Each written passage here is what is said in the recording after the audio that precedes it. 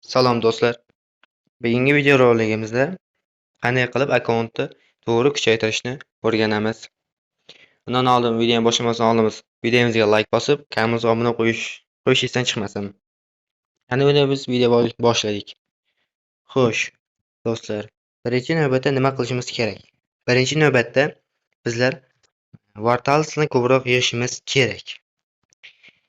Nimaga deyishlaringiz mumkin?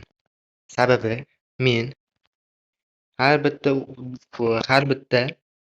o'yinchimda Wartals qilganimdan keyin menda boshqa hujumchi yoki himoyachi o'yinchilar qolmaydi.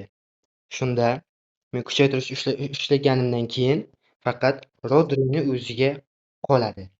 Ya'ni kuchayadi faqat Rodri. Ko'plar nima qiladi? Birinchi kuchaytirish yig'adi. Hamma tarkibdagi o'yinchilarni sori qilib yig'ganidan keyin kuchaytirgichni ishlatadi. Bu tariqa akkaunt asta kuchayishi mumkin. Men sizlarga shuni maslahat beraman, shu tariqa kuchaytirishlaringizni maslahat beraman. Shunda akkaunt tez va yaxshi kuchayadi.